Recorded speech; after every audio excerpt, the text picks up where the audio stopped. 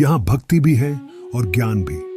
अहंकार ये न केवल एक मानसिक स्थिति है, बल्कि एक ऐसा भाव है जो व्यक्ति की आत्मा को धीरे धीरे अंधकार की ओर ले जाता है।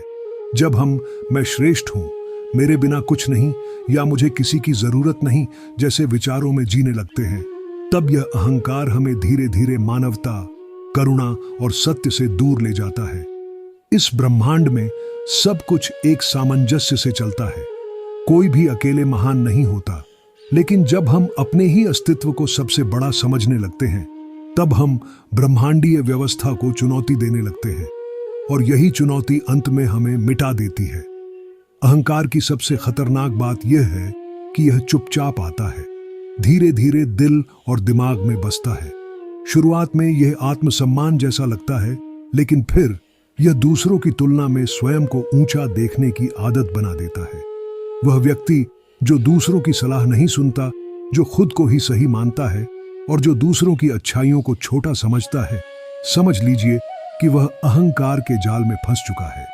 एक और उदाहरण देखिए, राजा सहस्रबाहु अर्जुन का। उसके पास शक्ति थी, वैभव था, लेकिन जब उसके भीतर भगवान पर भी संदेह और प्रतिस्पर्धा का भाव आया, तब परशुराम ने उसका अंत कर दिया।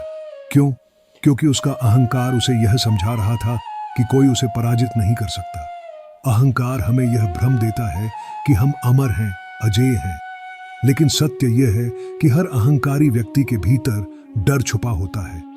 वह डर कि अगर कोई उससे आगे निकल गया, अगर किसी ने उसकी बात काट दी, अगर किसी ने उसकी आलोचना कर दी, तो वह टूट जाएगा। इसलिए वह हमेशा दिखावे में जीता है, बनावटी मुस्कान और आक्रामक भाषा में खुद को छिपाता है। कई बार हम यह भी देख सकते हैं कि जिन लोगों को थोड़ी सी सफलता मिलती है, वे तुरंत बदल जाते हैं। उनका बात करने का तरीका, चलने का अंदाज, दूसरों के प्रति व्यवहार, सब कुछ बदल जाता है। वह नम्रता जो उन्हें आगे ले जा सकती थी, वह अहंकार के नीचे दब जाती है। वे यह भूल जाते हैं कि जीवन में जो कुछ मिला है, वह केवल उनकी मेहनत नहीं, कई अदृश्य हाथों का आशीर्वाद भी है। माता पिता की दुआएं, गुरु का मार्गदर्शन, समाज का सहयोग और सबसे ऊपर ईश्वर की कृपा। ये बात हमारे जीवन में भी लागू होती है।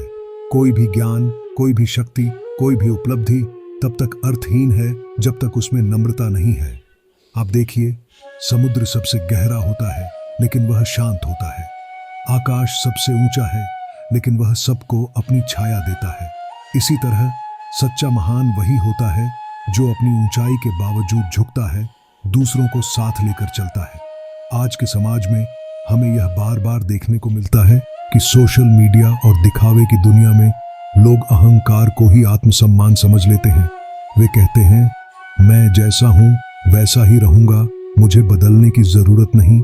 लेकिन यह आत्मविश्वास नहीं है, यह अडियल अहंकार है।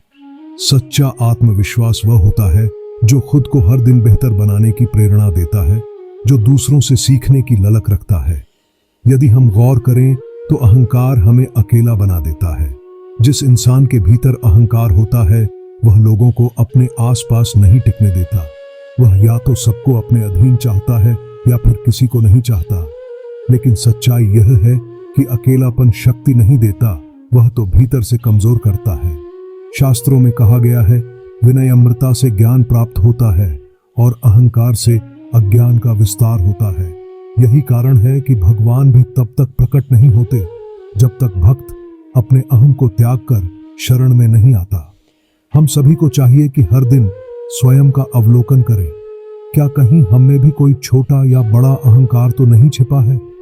क्या हम अपने शब्दों से किसी को नीचा तो नहीं दिखा रहे? क्या हम दूसरों की सफलता को देखकर ईर्ष्या कर रहे हैं या प्रेरणा ले रहे हैं? यह सवाल हमारे मन के दर्पण को साफ कर सकते हैं। अंत में यही कहूंगा, अहंकार वह दीमक है जो आत्मा की शांति को अंदर ही अंदर खा जाती है। यदि जीवन में स्थायी सफलता चाहिए तो सबसे पहले अपने भीतर की यह दीमक निकालनी होगी। जितना अधिक हम विनम्र होंगे, उतना ही ईश्वर के करीब होंगे। और जब ईश्वर साथ होता है, तब न हार डराती है, न ही सफलता सिर चढ़ती है। तो आइए आज से एक संकल्प लें, नम्रता अपनाएं, सेवा करें और अपने हर काम में ईश्वर को माध्यम मानें। क्योंकि जहां अहंकार खत्म होता है, वहीं से सच्चे जीवन की शुरुआत होती है। ऐसे ही आध्यात्मिक वीडियो देखने के लिए सब्सक्राइब करें भक्ति ज्ञान यूट्यूब चैनल को।